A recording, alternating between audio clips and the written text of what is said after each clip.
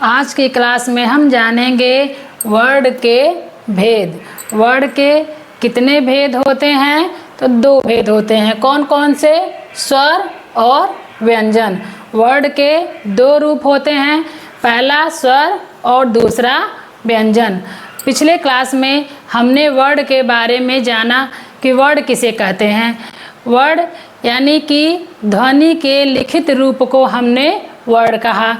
जो हमारे मुख से जो ध्वनि निकलती है उसको जब हमने एक आकृति दे दी, एक पहचान दे दी, उसको हमने लिख दिया, एक लिपि में उसको लिख दिया, तो उसे हमने कहा वर्ड। और वर्णमाला किसे कहते हैं? तो वर्डों के व्यवस्थित समूह को वर्णमाला कहते हैं। तो आज की क्लास में हम जानेंगे वर्डों के भेद।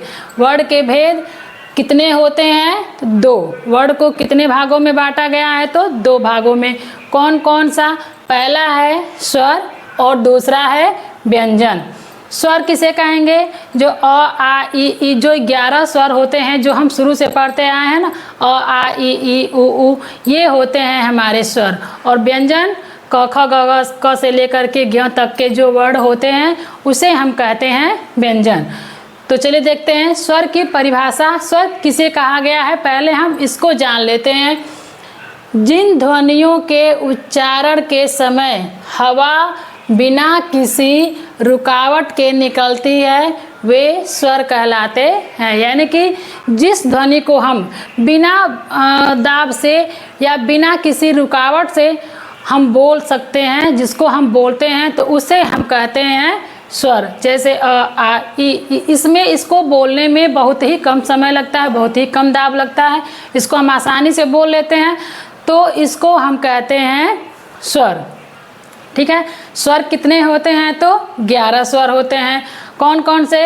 अ आ इ ई उ ऊ री ए ओ औ। ये 11 स्वर होते हैं और अनुस्वार होते हैं 2, अंग और अ। ठीक है, इतना समझ में आ गया।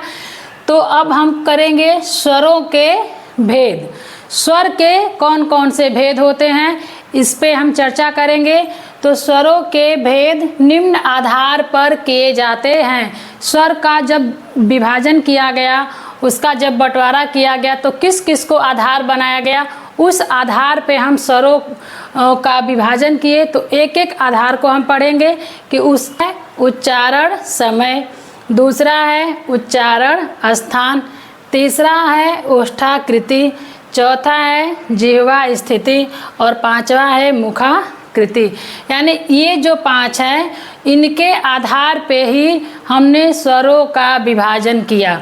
कौन कौन सा आधार बना? उच्चारण समय, उच्चारण स्थान, ओष्ठाकृति, जिह्वा स्थिति और मुखाकृति।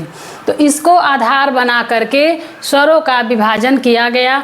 तो स्वर का भेद, पहले तो हम 5 आधार ये जो हैं, इसके आधार पे हम स्वरों का विभाजन करेंगे। तो एक एक टॉपिक को हम एक एक दिन अच्छे से कवर करेंगे। उच्चारण समय के आधार पर स्वर के कितने भेद हैं, उच्चारण स्थान के आधार पर स्वर के कितने भेद हैं, ओष्ठाकृति के आधार पर स्वर के कितने भेद हैं, जिह्वा स्थिति के आधार पर स्वर के कितने भेद हैं और मुखाकृति के आधार पर स्वर के कितने भेद हैं। इन सब के आधार पर अलग अलग स्वरों का भेद किया गया है, अलग अलग स्वर को बांटा गया है। तो एक एक आधार को हम लेके चलेंगे, एक एक टॉपिक को हम एक एक क्लास में अच्छे से समझेंगे। तो चलिए देखते हैं। सबसे पहले उच्चारण समय के आधार पे स्वरों का भेद। उच्चारण के समय के आधार पे स्वरों को 3 भागों में विभाजित किया गया है। यानी कि जब हम मुख से उच्चारण में लगने वाले समय के आधार पे स्वरों के 3 भेद किए गए हैं। कौन कौन से हैं? ह्रस्व स्वर, दीर्घ स्वर और प्लुत स्वर। तो चलिए देखते हैं पहले ह्रस्व स्वर के बारे में। तो जिन स्वरों को कम समय में उच्चारित किया जाता है ह्रस्व स्वर कहलाता है। यानी जिसको उच्चारण करने में some कम समय लगता है तो उन्हें हम कहते हैं ह्रस्व स्वर। और जैसे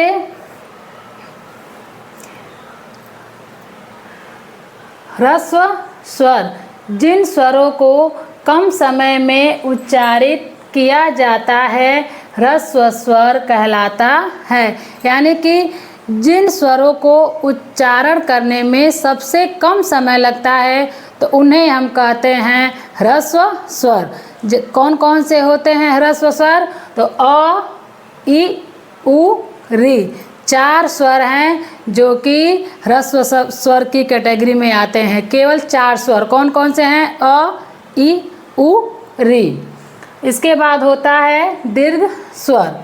ह्रस्व स्वर से ज़्यादा समय यानी दुगना समय लगता है जिसको उच्चारण करने में, तो उसको हम कहते हैं दीर्घ स्वर। ह्रस्व स्वर से ज़्यादा समय लगे तो उसको हम कहेंगे दीर्घ स्वर। इसको द्विमात्रिक स्वर भी कहते हैं। ठीक है, इसमें 2 मात्रा के बराबर स्वर लगता है तो इसको द्विमात्रिक स्वर भी कहते हैं। तो कौन कौन से होते हैं इसमें देखिए, आ, ई, उ, ए, ओ, औ। यानी 4 स्वर तो हो गए ह्रस्व स्वर में और बाकी जो बच गए 7 आ, ई, उ, ए, ओ, औ, तो ये हो गए दीर्घ स्वर। ठीक है, तो अगर क्वेश्चन में प्रश्न पूछे कि दीर्घ स्वरों की संख्या कितनी है तो 7, ह्रस्व स्वर की संख्या कितनी है तो 4। कौन कौन से ह्रस्व स्वर हैं तो अ, ई, उ, री। और दीर्घ स्वर कौन कौन से हैं? आ, ई, उ, ए, ओ, औ। तीसरा भेद है स्वर का प्लुत स्वर। यानी जिन स्वरों के उच्चारण में ह्रस्व स्वर से तिगुना समय लगे तो उसे हम कहते हैं प्लुत स्वर। जैसे ओम, ओम का उच्चारण करते हैं तो बहुत लंबा खिंचता है ना, ओम, तो इसको हम कहेंगे प्लुत स्वर। इन स्वरों का प्रयोग अधिकांशतः वैदिक मंत्रों में किया जाता है। तो स्वरों के भेद कितने होते हैं? उच्चारण समय के अनुसार स्वरों के 3 भेद होते हैं, ह्रस्व स्वर, दीर्घ स्वर और प्लुत स्वर। तो एग्जाम में पहला क्वेश्चन तो ये बनेगा कि उच्चारण समय के अनुसार स्वर के कितने भेद होते हैं। तो कितने भेद होते हैं तो 3। कौन कौन से? ह्रस्व स्वर, दीर्घ स्वर और प्लुत स्वर। दूसरा क्वेश्चन ये बनेगा कि ह्रस्व स्वर में कितने स्वर होते हैं। तो ह्रस्व स्वर की संख्या कितनी होती है तो 4। कौन कौन सी? अ, ई, उ, री। दीर्घ स्वर की संख्या कितनी होती है तो 7 होती हैं।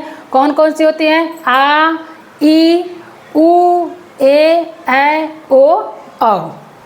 तो इस तरह से प्रश्न आते हैं एग्जाम में, चाहे कोई भी एग्जाम हो उसमें ये वर्ड चैप्टर से 3-4 क्वेश्चन जरूर आते हैं।